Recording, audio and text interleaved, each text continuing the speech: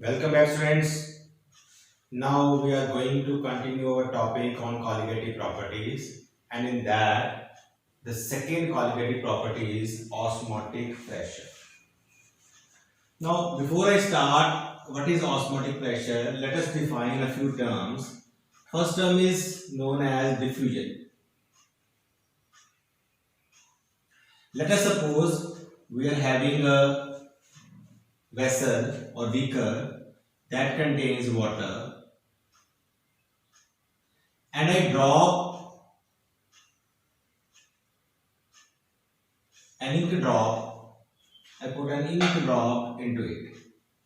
Now what will happen? Initially there will be a big size blue spot at the top surface of water, and gradually after some time you will find that this ink that is going to be distributed completely. It appears that the molecules of the ink, they are moving away in the whole quantity of water. But actually in diffusion, if we call this to be a solute and water to be a solvent, there is a mutual mixing. So what we can define diffusion, that spontaneous mixing of solute and solvent particles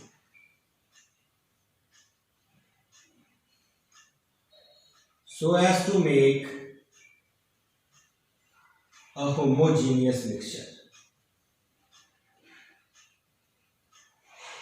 अगर हम solute और solvent के molecules को allow करें mix होने के लिए, और वो इस तरह से मिक्स होए कि अल्टीमेटली हमारे पास एक होमोजेनियस मिक्सचर बन जाए, उस प्रोसेस को हम क्या कहते हैं? डिफ्यूजन। तो यहाँ पे एक बात बड़ी इंपॉर्टेंट है कि solute and solvent they are in direct contact with each other, and the particles can freely interact with each other, and they will move and mix and lead to the formation of homogeneous mixture. So it is a spontaneous process. अगर दोनों component एक दूसरे में soluble हो सकते हैं, तो जैसे ही हम उनको मिक्स करेंगे, सोल्यूट कहेगा मैं सॉल्वेंट की तरफ जाना चाहता हूं और सॉल्वेंट कहेगा मैं सोल्यूट की तरफ जाना चाहता हूं, और अल्टीमेटली क्या होगा? उनके बीच में एक होमोजेनियस मिक्सचर बन जाएगा। लेकिन थोड़ा सा सिचुएशन डिफरेंट हो जाता है। एक और कॉन्सेप्ट है जिसको हम कहते हैं ऑस्मोसिस। तो पहली बात यह है कि ऑस्मोसिस में हमें एक मेम्ब्रेन की हेल्प लेनी पड़ेगी, that is known as semi permeable membrane. ना सेमी परमिएबल मेम्ब्रेन क्या होती है? वो वाली मेम्ब्रेन जिसमें only solvent particles can move, can pass through. So we can define semi-permeable membrane as a membrane which allows the passage of only solvent molecules and not the solute particles. So what happens? अगर हम ऐसा करें तो एक vessel ले लेते हैं, उसको एक पार्टीशन बना देते हैं with the help of semi permeable membrane. एक तरफ हम ले लेते हैं सॉल्वेंट और दूसरी तरफ हम ले लेते हैं solute plus solvent. In other words we can say we take solution. Now what will happen? Solvent के पार्टिकल इधर से इधर भी जा सकते हैं, इधर से इधर भी जा सकते हैं, because solvents are allowed to be moving from through the semi permeable membrane. लेकिन होता क्या है? सिर्फ सॉल्वेंट के मॉलिक्यूल जो हैं वो सॉल्यूशन वाली साइड पे जाते हैं। इस प्रोसेस को हम क्या कहते हैं? ऑस्मोसिस। क्यों? क्योंकि जिस तरफ सॉल्वेंट था वहां पे सॉल्वेंट के मॉलिक्यूल बहुत ज्यादा थे, जिस तरफ सॉल्यूशन है वहां पे सॉल्वेंट के मॉलिक्यूल कम है, because some of the spaces they are occupied by the solute molecules. That means the concentration of solvent is higher here and solvent is low here. But you know that in solutions we define the concentration only in the way of solute. तो हम कहेंगे यहाँ पे zero concentration है, ये solution है ही नहीं, और यहाँ पे हाई कंसंट्रेशन है। तो फिर ऑस्मोसिस में क्या हुआ? The migration of solvent particles from the area of low concentration to area of high concentration. Diffusion में हमने वर्ड यूज किया था स्पॉन्टेनियस मिक्सिंग। इसका क्या मतलब है कि सोल्यूट कहता है मैं सॉल्वेंट की तरफ जाऊंगा और सॉल्वेंट कहता है मैं सोल्यूट की तरफ जाऊंगा। मतलब क्या हुआ, सोल्यूट जहां पे था वहां पे सोल्यूट की कंसंट्रेशन हाई थी, तो सोल्यूट अपनी हाई कंसंट्रेशन को डिस्ट्रीब्यूट करने के लिए पूरे सॉल्वेंट में फैल गया।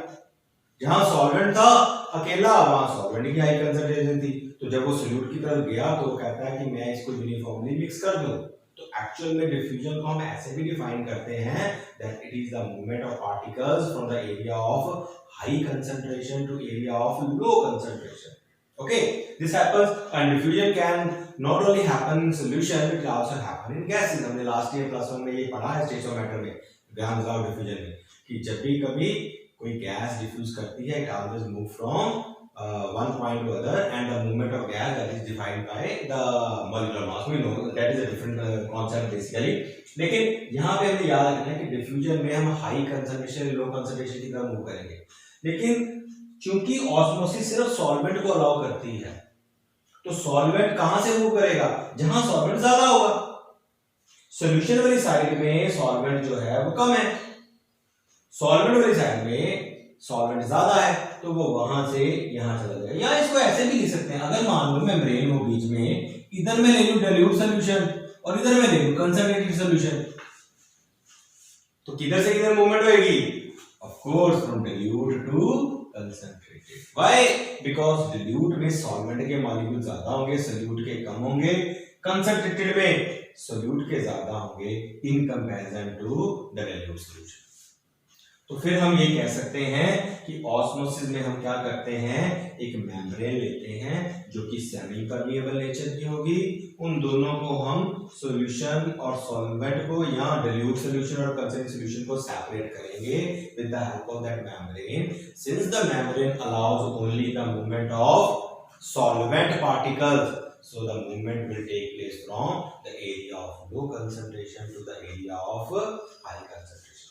तो हम ये कह सकते हैं, ऑस्मोसिस को डिफाइन करेंगे द स्पॉन्टेनियस और net spontaneous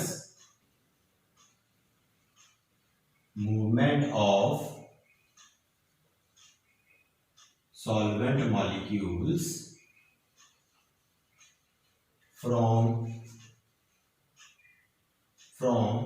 a dilute solution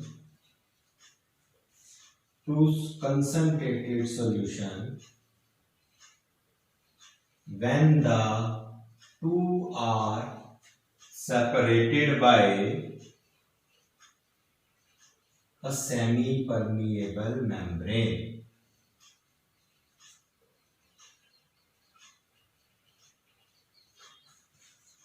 तो अगर हम सॉल्यूशन और सॉल्वेंट को या सॉल्वेंट और सोल्यूट को एक सेमी परमिएबल मेम्ब्रेन से सेपरेट कर दें, तो सॉल्वेंट के मॉलिक्यूल एक साइड से दूसरी साइड जाएंगे। कौन सी साइड से, डाइल्यूट साइड से कंसंट्रेटेड साइड पे जाएंगे। मतलब from low concentration of solution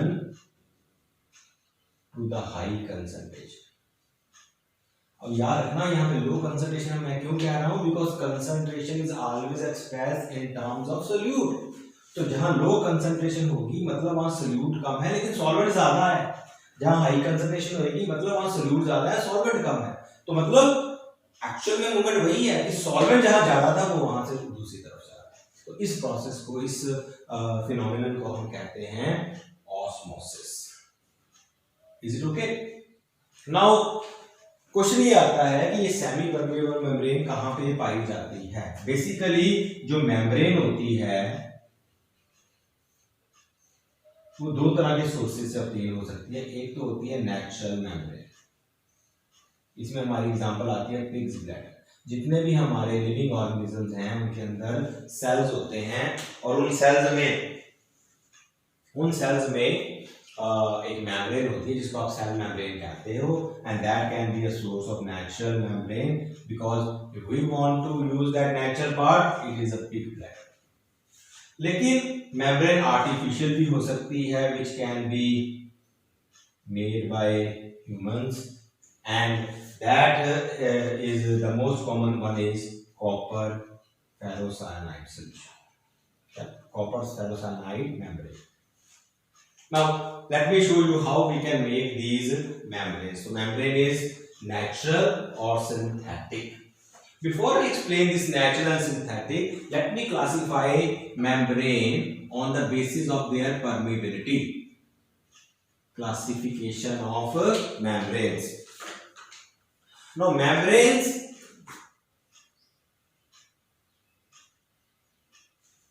सबसे पहले मेम्ब्रेन हो सकती है परमिएबल. नाम ही बता रहा है परमिएबल क्या होगी, that allows both solute and solvent. इसकी एग्जांपल क्या होगी, नॉर्मल फिल्टर पेपर या सीप. चाय छानने की जो छलनी होती है, अगर उसमें से हम जब चाय छलते हैं तो अकेला पानी नहीं आता, जो उसके अंदर शुगर कंटेंट था, फ्लेवर ऑफ टी था, मिल्क का प्रोपोर्शन था, वो डाला था, वो सारा आ जाता है. इसलिए ऐसी मेम्ब्रेन जो सोल्यूट को भी अलाउ कर दे और सॉल्वेंट को भी अलाउ कर दे, उसको हम क्या कहते हैं, परमिएबल मेम्ब्रेन. दूसरी होगी हमारी impermeable membrane. Does not allow solute और सॉल्वेंट, दोनों को अलाउ नहीं करती है. मतलब अगर केवल मेम्ब्रेन लगा देंगे तो फिर ना तो सोल्यूट पास कर सकता है ना सॉल्वेंट पास कर सकता है. इसमें एग्जांपल आ जाती है प्लास्टिक बैग. ठीक है, हम दूध वगैरह दही वगैरह लेके आते हैं प्लास्टिक बैग में, तो वो वहां से बाहर नहीं आता, ना तो दही का प्रोपोर्शन आता है ना ही उसका वाटर बाहर आता है. तीसरा हमारे पास आ जाता है बच्चों सेमी परमिएबल मेम्ब्रेन, जो कि अभी मैंने आपको बताई है. सेमी परमिएबल में सिर्फ solvent is allowed, only solvent is allowed but solute is not allowed. And the example मैंने बता दी अभी आपको. अगर नेचुरल है तो पिग ब्लैडर, और अगर आर्टिफिशियल है तो फिर वो कॉपर फेरोसाइनाइड की मेम्ब्रेन. एंड लास्ट एक आती है जो कि हमारी किडनी सेल्स में पाई जाती है, इसको हम कहते हैं सिलेक्टिवली परमिएबल. आप जानते हो हमारे एक्सक्रीशन में किडनी सेल्स का बड़ा इंपॉर्टेंट रोल है, और किडनी सेल्स जो होते हैं उनको हम नेफ्रॉन्स कहते हैं. तो क्या होता है कि जो भी हमारा लिवर जिसको कि मेटाबोलाइज कर देता है चीज़ों को, वो जो मेटाबोलाइट्स होते हैं वो ब्लड में आते हैं. वो ब्लड जब किडनी में जाता है तो किडनी ये रिकॉग्नाइज करता है कि कौन से मॉलिक्यूल्स हैं जो टॉक्सिन्स हैं और कौन से मॉलिक्यूल्स अभी भी हैं जो हमारी बॉडी के लिए इंपॉर्टेंट है. तो वो जो टॉक्सिन्स हैं उनको तो अलाउ कर देती है जाने के लिए, सॉल्वेंट को तो अलाउ कर नहीं करना उसने, टॉक्सिन्स को अलाउ कर देती है, और जो इंपॉर्टेंट केमिकल्स हैं उनको रोक लेती है. ऐसी मेम्ब्रेन को हम क्या कहते हैं, selectively permeable membrane, nephron membrane is example. लेकिन since we are talking of chemical studies, तो हम हमेशा आर्टिफिशियल मेम्ब्रेन की बात करेंगे. और आर्टिफिशियल मेम्ब्रेन का मतलब क्या, बेसिकली मेम्ब्रेन है क्या, बेसिकली वो एक तरह का एक कवर है जिसके अंदर होल्स हैं, और वो होल का साइज ये डिसाइड करेगा कि सॉल्वेंट को अलाउ करना है, सोल्यूट को अलाउ करना है, बोथ को अलाउ करना है, या कईयों को करना है कईयों को नहीं करना है. तो उस बेस को ध्यान में रखते हुए हमने जो आर्टिफिशियल मेम्ब्रेन बनाई, वो कैसे हम बनाते हैं, हम क्या करते हैं, एक पोरस पॉट ले लेते हैं, एक मिट्टी का एक बना हुआ एक वेसल ले लेते हैं जिसके अंदर पोर्स हैं. लेकिन उन पोर्स का साइज बहुत बड़ा है, इसलिए वो मेम्ब्रेन की तरह एक्ट नहीं कर पाते, उसमें सॉल्वेंट सोल्यूट दोनों मूव कर सकते हैं. हम क्या करते हैं, इसके अंदर हम कॉपर सल्फेट सोल्यूशन ले लेते हैं, इसको एक वेसल में डालते हैं, बाहर हम पोटेशियम फेरोसाइनाइड ले लेते हैं.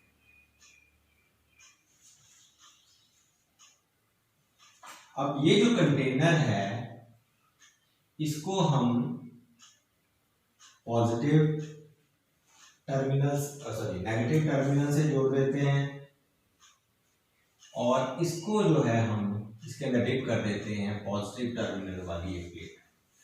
सो basically we try to do the electrolytic process. तो क्या होगा, जब यहाँ पे आयंस बनेंगे copper 2 positive and sulphate 2 negative, और बाहर आयन बनेंगे potassium positive and FeCN6 4 negative. So what will happen? The negative ion will try to move toward inside because the positive charge inside, and the copper ion will try to come outside because of the negative charge outside. So what will happen? When the two they come in contact with each other, they will form precipitate.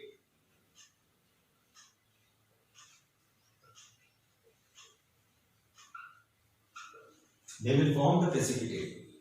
ये precipitate जो है इन pores के बीच में कहीं बनेंगे and they get deposit.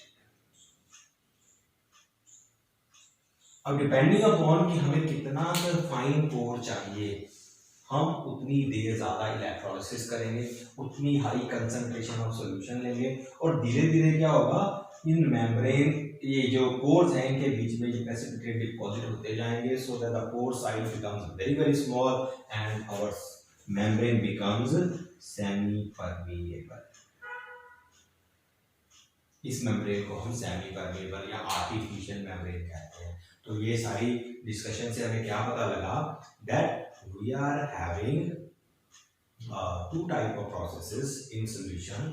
अगर हम एक सोल्यूट या सॉल्यूशन कंसंट्रेटेड सॉल्यूशन को पानी में डालते हैं तो मॉलिक्यूल जो है वो डिस्ट्रीब्यूट होते हैं बीच में. उस डिस्ट्रीब्यूशन को, होमोजेनाइजेशन को हम क्या कहते हैं, डिफ्यूजन. और अगर हम दो सॉल्यूशंस ले लें डिफरेंट कंसंट्रेशन वाली और बीच में मेम्ब्रेन लगाते हैं तो सॉल्वेंट के मॉलिक्यूल्स डिल्यूट साइड से कंसंट्रेटेड साइड की तरफ जाएंगे, और इस प्रोसेस को हम क्या कहते हैं, ऑस्मोसिस. सो अब हम बात करते हैं osmotic pressure. Osmotic pressure. Now अगर मैं एक वेसल लूं बच्चों जिसमें कि मैंने सिर्फ सॉल्वेंट लिया है और इसमें मैं एक इन्वर्टेड थिसल फनल डाल दूं जिसके नीचे वाले एंड पे मैंने एक सेमी परमेबल मेम्ब्रेन लगा दी है, बाहर मैं इसमें ले लेता हूं सॉल्वेंट और यहां पे मैं ले लेता हूं सॉल्यूशन.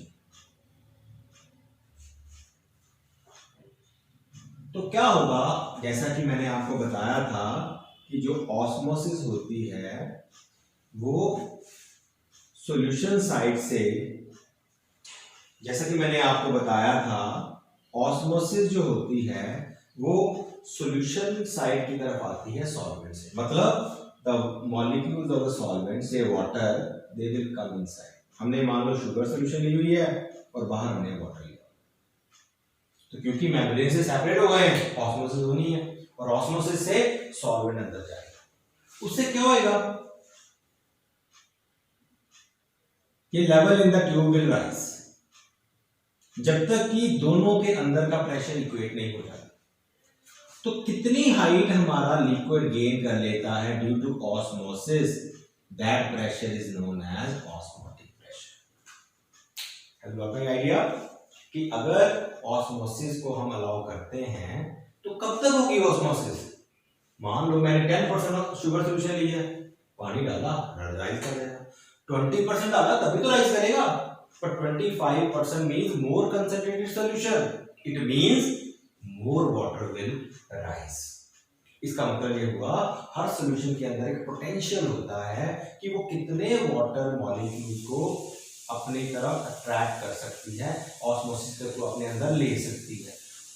तो जितना हाइट वो गेन करेगी that is known as osmotic pressure. तो हम इसको ऐसे डिफाइन कर सकते हैं, the equilibrium hydrostatic pressure that develops in a solution due to osmosis is known as osmotic pressure. तो ऑस्मोसिस की वजह से वाटर के मॉलिक्यूल या सॉल्वेंट के मॉलिक्यूल अंदर आ रहे हैं, जितनी हाइट को गेन करेंगे वो उसका ऑस्मोटिक प्रेशर कहलाएगा. इसको एक और तरीके से भी हम कर सकते हैं. मान लो मेरे पास एक कंटेनर है जिसकी एक तरफ मैंने पिस्टन लगा दिया और यहां पे मैंने एक प्रेशर कॉइल लगा दिया और इस कंटेनर को मैंने सेपरेट किया है from a second part with the help of a membrane, end of course the membrane is semi permeable membrane.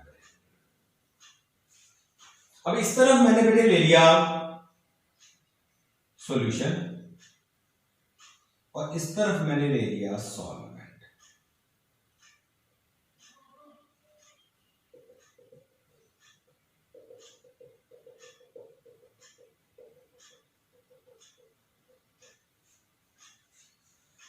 ना ऑस्मोसिस जब होगी आप सब जानते हो कि सॉल्वेंट वाले मॉलिक्यूल सॉल्यूशन वाली साइड में आएंगे। मतलब अगर मैंने यहां पे कोई मार्क रखा हो, let us suppose mark M रखा हुआ है, तो ये मार्क डाउन करना शुरू हो जाएगा, मेरे को पता लग जाएगा कि ऑस्मोसिस हो रही है। और उस ऑस्मोसिस की वजह से क्या होगा, सॉल्वेंट के मॉलिक्यूल सॉल्यूशन की तरफ आते जाएंगे। Okay, now what I can do and how many solvent molecule they come, they will depend upon the concentration of the solution. अगर solution highly concentrated है तो ज्यादा solvent के molecule आएंगे, means that will depend upon quantity का osmotic pressure। अगर मैं दूसरी तरफ से pressure apply करना शुरू कर दूं ताकि जो solvent के molecule आए हैं उनको मैं धकेल के वापस भेज दूं, तो दोबारा से I can reach to the level, initial level of air। I can read the pressure from the pressure gauge and I will say that the amount of pressure I have supplied or applied on the solution side, that is sufficient to stop the osmosis। एक pressure की वजह से osmosis हो रही थी, मैंने उसके equal एक प्रेशर लगाया ताकि ऑस्मोसिस रुक जाए, तो वो भी तो ऑस्मोटिक प्रेशर हुआ, because to have action and reaction they are always equal. तो मैंने क्या किया, जो एक्शन हो रहा था ऑस्मोसिस का ड्यू टू ऑस्मोटिक प्रेशर, मैंने सॉल्यूशन साइड पे ऑपोजिट प्रेशर लगा दिया।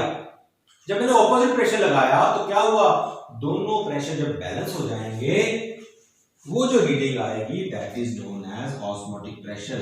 तो फिर ऑस्मोटिक प्रेशर की एक और डेफिनेशन, इसको पाई से रिप्रेजेंट करते हैं, क्या कहेंगे, the excess pressure that should be applied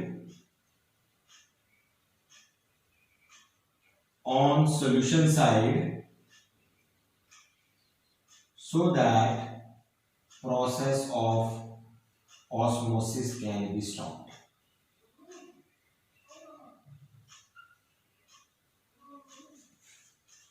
so that the process of osmosis can be stopped, इसको हम कहते हैं ऑस्मोटिक प्रेशर। क्लियरली मैंने आपको जितने भी एग्जांपल्स दिए हैं उससे आपको ये बात क्लियर हो रही है कि अगर मैं 10% लेता हूं तो ऑस्मोसिस होगी, 20 लूंगा तो ज्यादा ऑस्मोसिस होगी। मतलब ऑस्मोसिस का जो एक्सटेंट है वो कंसंट्रेशन डिपेंडेंट है। In other word the osmotic pressure depends upon concentration. तो हम इसके लिए एक मैथमेटिकल रिलेशन बना लेते हैं ऑस्मोटिक प्रेशर के लिए। It has been found that osmotic pressure will depend upon the concentration and it will also depend upon the temperature, because temperature decides the kinetic energy of the molecule। Or we can say that pi will be proportional to Ct and pi is equal to CRT, where R is a constant known as solution constant and its value is equal to the gas constant, which is 8.314 in joules or 0.0821 in terms of liter atmosphere and 0.083 in terms of liter bar per Kelvin per mole। Now, what is the meaning of concentration of air? You know the best method, because the best method to express the concentration, because we are talking about the molecules, तो concentration का best way यहाँ पे जो है वो क्या है, molarity। And what is molarity? Number of moles in 1 liter of the solution। तो अगर मैं यहाँ पे पाई की जगह पे मोलैरिटी की वैल्यू लिखूं, नंबर ऑफ मोल्स सॉल्यूट के हो गए, वॉल्यूम ऑफ सॉल्यूशन लेनी है इन लीटर्स इनटू आरटी। सो अगर आपको मोलैरिटी दी हो तो आप पाई को सीआरटी लगा लोगे ऑस्मोटिक प्रेशर निकालने के लिए। अगर आपको नंबर ऑफ मोल्स दिए हैं तो वॉल्यूम में लीटर्स डिवाइड कर दोगे तब आप निकाल लोगे। और अगर आपको मास दिया हुआ है तो N2 किसके इक्वल होता है बच्चों, W2 by M2 into RT upon V। So I told you initially that qualitative properties का सबसे important application क्या है, to determine the molecular mass of an unknown substance. मान लो मेरे को एक पाउडर दे दिया और ये कहा गया कि ये वाटर में सॉल्युबल है, तो मैं क्या करूंगा, उसका फिक्स्ड अमाउंट 5 ग्राम से मैं ले लूंगा, सॉल्यूशन बनाऊंगा, इस तीसरे फनल में डालूंगा, मेम्ब्रेन रखूंगा, पानी रख दूंगा, सॉल्वेंट जब अंदर को आएगा ऑस्मोटिक प्रेशर मैं ये कर दूंगा, उस ऑस्मोटिक प्रेशर की वैल्यू यहाँ पुट कर दूंगा। W2 मैंने 5 ग्राम लिया है, R की वैल्यू फिक्स है, जो टेम्परेचर उस समय होगा यूज कर लूंगा। कितने में डिसॉल्व किया, लेट अस सपोज 1 लीटर में डिसॉल्व किया तो वॉल्यूम आ गई। I can determine the molecular mass, so that is why it is said that you can determine the molecular mass of a solute depending upon the colligative property. Moreover, पाई जो कि osmotic pressure है that is depending upon number of moles. तो हमने क्या कहा था, colligative properties are the properties which depend upon number of molecules. ऐसी properties को हम osmotic pressure is also therefore is a colligative property.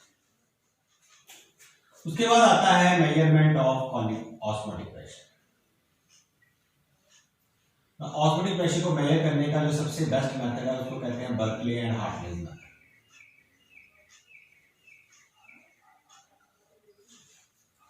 Now in this method what we do, we use this principle that we apply pressure on the solution side and try to stop osmosis, and whatever reading we get that is known as osmotic pressure. तो Berkeley ने क्या किया, हमारे लिए एक osmometer बना दिया जिसमें कि उन्होंने एक क्लोज्ड स्टील वेसल मीटर बनाया जिसके अंदर एक ट्यूब थी जिसकी की वॉल्स जो है वो मेम्ब्रेन बेस्ड थी। I am showing you the section cut off that particular instrument. बाहर से हमें तो ये ब्लॉक नहीं नजर आएगा, इसकी दोनों साइड पे ट्यूब्स लगी रहती है, तो हमें बाहर से इसका अंदर वाला पोर्शन नजर नहीं आएगा। इस साइड पे हमने एक रेजरवायर लगाया है जो कि यहाँ पे सॉल्वेंट को ऐड करने में हेल्प करेगा। जब हम यहाँ से फिल करेंगे इसके अंदर सॉल्वेंट जाना शुरू हो जाएगा, और वो सॉल्वेंट कहाँ तक फिल करना है, जो दूसरी साइड पे ट्यूब है वहां पे एक मार्क M लगा हुआ है, वहां तक हमने फिल करना है। उससे यह है कि अंदर वाली ट्यूब सॉल्वेंट से पूरा फिल हो गई। इसके अंदर हमने ऑलरेडी एक फिक्स्ड अमाउंट ऑफ सॉल्यूशन डाली हुई है, या हम बाहर से डाल भी सकते हैं अगर किसी सॉल्यूशन को ऑस्मोटिक प्रेशर डिटरमिन करना है। तो ये चारों तरफ से इसको सराउंड कर रहा है, और ये जो वॉल है वो मेम्ब्रेन बेस्ड है, यहां पे सॉल्यूशन है। now you know what will happen, the molecules of the solvent they will move towards solution. Solvent के मॉलिक्यूल सॉल्यूशन की तरफ जाएंगे, उससे क्या होगा, ऑस्मोसिस हो रही है। ऑस्मोसिस होने से क्या होएगा, अंदर यहां हम इसको रेजरवायर को टाइट कर देंगे ताकि अगर सॉल्वेंट यहां से कंज्यूम हो जा रहा है तो हमें ये पता लग जाए, because level of the mark will come down, और जैसे ये लेवल डाउन आएगा हमें पता लग गया ऑस्मोसिस हो रही है। हम यहां से एक प्रेशर एप्लीकेशन स्टार्ट करेंगे with the help of this piston, और यहां पे एक गॉल लगा रहेगा, हम प्रेशर अप्लाई करते जाएंगे, सॉल्वेंट वापस आना शुरू हो जाएगा जब तक वो दोबारा लेवल M तक पहुंचेगा। जितना प्रेशर हमें अप्लाई करना पड़ा that is known as osmotic pressure. तो you can read the theory behind this process from the book. Ultimately इसमें यही है कि एक वेसल, एक ट्यूब है, मेम्ब्रेन है, सॉल्यूशन है, हमने सॉल्वेंट फिल कर दिया, इधर सॉल्यूशन फिल कर दिया, ऑस्मोसिस हुई, तो जैसे ही प्रेशर अप्लाई करेंगे, जितना प्रेशर अप्लाई करना पड़े ताकि लेवल M कांस्टेंट हो जाए, उसको हम ऑस्मोसिस। अब दोबारा बार बार हम डिफरेंट सॉल्यूशंस का ऑस्मोटिक प्रेशर मेजर कर सकते हैं। एक बात हमें समझ में आ गई है कि पाई जो है वो कंसंट्रेशन पे डिपेंड करता है, पाई जो है वो नंबर ऑफ मोल्स पे डिपेंड करता है, does not depend upon the nature.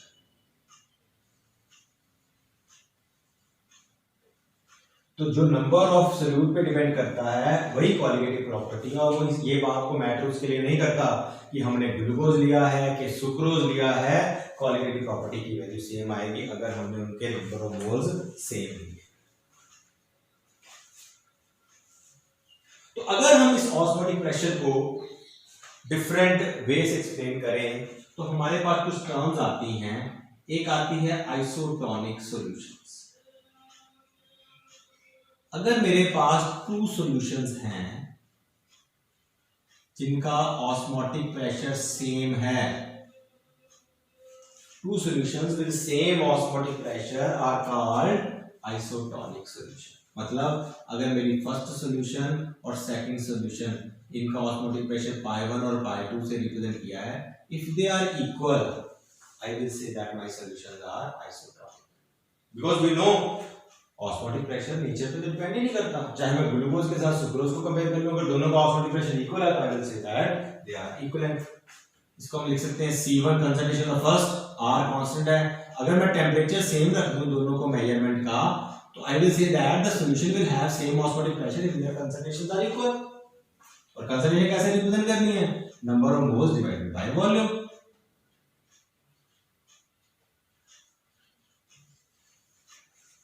I can compare their concentration and I can say if the osmotic pressure is known for one solution, I can find the osmotic pressure of other because they are isotonic. If the concentration of one is known, the number of moles dissolved for one is known, I can determine the number of moles dissolved for the other. And similarly, I can also determine the molecular mass. अगर यहाँ पे बच्चों मान low volume भी same होता तो मैंने क्या देना था N1 equal to N2। अगर दोनों को मैं 1 लीटर में डिसॉल्व करके सॉल्यूशन बनाया होता तो N1 equal to N2। N1 क्या है? Weight over molecular mass, weight over molecular mass.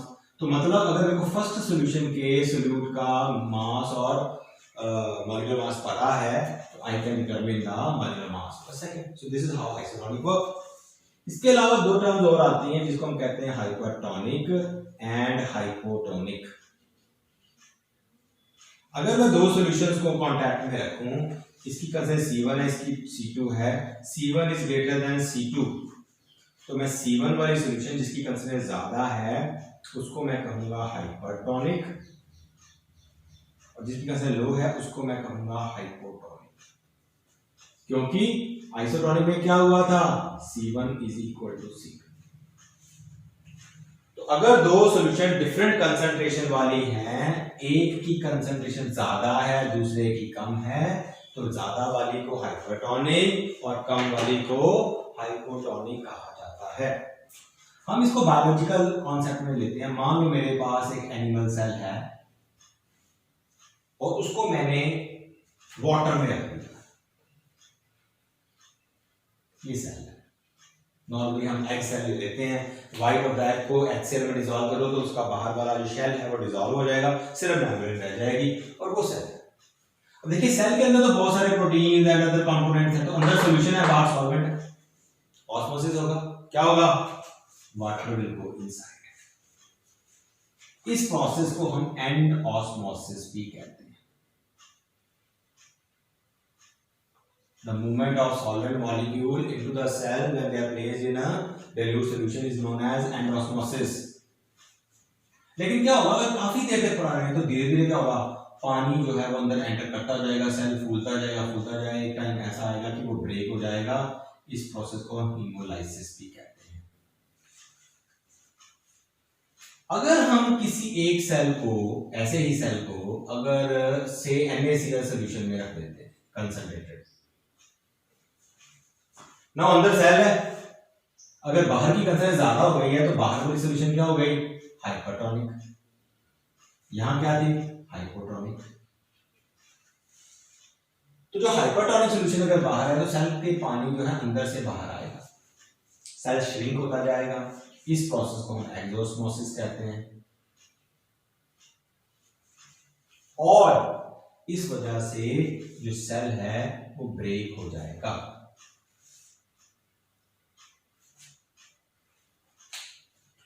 तो श्रिंक हो जाएगा, सिकुड़ जाएगा। इस प्रोसेस को हम कहते हैं प्लाज्मोलाइसिस।